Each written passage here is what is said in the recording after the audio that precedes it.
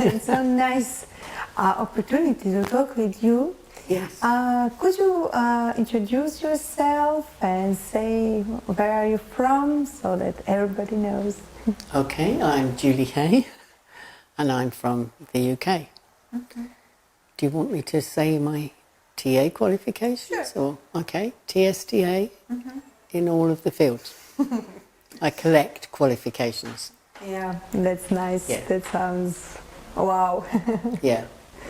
So how long have you been in TA to collect all fields? Since 1975. Yeah, maybe even 74. That's quite a long time. Somebody lent me some TA books. Yeah, I was just wondering how did you get Yeah, in I the was field? I was a trainer, management trainer in British Airways, and we used something called behaviour analysis, which we said was BA. And the head of the training, a man called Mark Greening, of the cabin crew training, said to me he preferred TA to BA. So I said, "What's TA?" And he lent me some books. And I thought, this is amazing. Yeah. Nice. Yeah. So I then started to teach it to the managers. So who was your teacher back then? My sponsor was Archie Mills. He's dead now. It was very interesting. He was a minister of the Church of Scotland.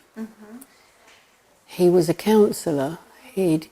We didn't have a counselling field then, so he'd qualified as a psychotherapist, and he got special permission to run an organisational programme. He didn't, at that point, know anything about organisations, so he taught us TA, and two of us taught him organisational consulting. Yeah. So you've been teaching each other, if I understand correctly. Yeah. Oh, nice. Yeah. And then he stopped. He didn't carry on with the TA, and I just kept on going. So you first specialized in organizational field. Yeah. So I did my CTA in organisational. I think it was in 1984, I think, and then became a PTSTA. And then I had two students who were educational, one of whom was Trudy Newton, who's very well known now. And they passed their exam. So then I wrote a plan of how I would run an educational program, because obviously I was already doing it, and I got an expansion. So then I was, at that point, PTSDA educational, and then I did my TSDA exam. Nice. And how then you get involved in counseling and then psychotherapy? Well, I thought I would retire because I moved house. So I spent about a year refurbishing the house. And then one day I was sitting there and thinking, I'll get Alzheimer's if I just sit around all day. What shall I do? And what else? Yeah, what else? Yeah. So I thought, I know, I'll go and become a psychotherapist. Yeah. And I actually did a course on trauma first, non-TA. And then at the end of that, I said to the woman, you know, what would you recommend? And she said, do whatever you like the best, because it will all be irrelevant when you've done it. Sure. So I thought, shall I do NLP? Because I'm also an NLP trainer. But I thought, no, I'll go back and do psychotherapy TA. So I went back as a student and passed the exam. And then I did the usual, you write up a program so that I didn't have to go through another training endorsement workshop, which would have been funny because I was running them. So like, can I just put myself on my own course? Yeah. And then I thought, I might as well get the whole set. So I did counselling. Yeah. Because why not? Why not? Yes. Yeah. And sometimes I think, maybe for a joke, I could go back and do the CTA educational because I didn't have to do that. But I probably won't do that. Yeah. What are similarities and what are the differences between four fields? Yeah. James Allen and Barbara Allen wrote about the last permission. And they said that permission was to make meaning. And I add to that, I say, make meaning in your own way. So for me, that's like we're little, we get scripted to make meaning in the way the grown-ups make meaning and the culture makes meaning. And I think in TA, we're helping people learn that they can make meaning their way. And I think that's the same. Whatever I've been working in, whichever field, I am still helping people make meaning their way. And that means they can move away from the meaning they made when they formed their script. So we also use the same theories. We work a bit differently. But I tend to say there's psychotherapy or there's developmental. So I actually put the other fields together. Obviously I can't make EATA do that, but I think that you're either helping people develop themselves or you're helping them cure themselves.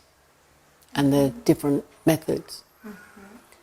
And I use neuroscience to explain the difference.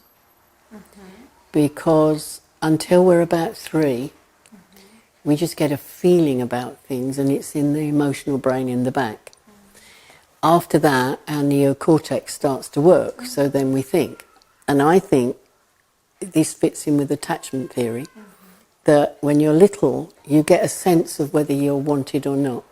So then you form a life position in your emotional brain. Then when you get words, you find a story that makes sense of how you feel anyway. So for me, if you're developmentally working, you're helping do this bit. That assumes that there's nothing too terrible at the back. But if there's something really grim that happened when you were young, then you need the therapist because you need to go much deeper. You usually need a longer relationship. I understand. It's like these 3 fields you see more developmentally, as I understand it, helping people to grow their potential in a way. Yeah, and more about, I mean, it's all helping people develop their potential, but it's more about what kind of a relationship, what kind of work you need. So if they've got more deep-seated issues, you're going to need a different kind of contract. You need to know that they can keep on coming for as long as they need to. Whereas when you're working, certainly educationally, organisationally, the contracts often, they tell you, you can only see them 6 times or 12 times. Sometimes the organisation will just say, we've cut the budget. You can't see them anymore. So you wouldn't ethically start digging deep to somebody if you know that they may not come back. Is there a difference how these fields look on autonomy? They're all about autonomy because for me, autonomy is about knowing you're in the here and now, knowing you've got some choices, and there's a few other things, but I won't go through them all. But what I find then is interesting is to think about different cultures around the world, though.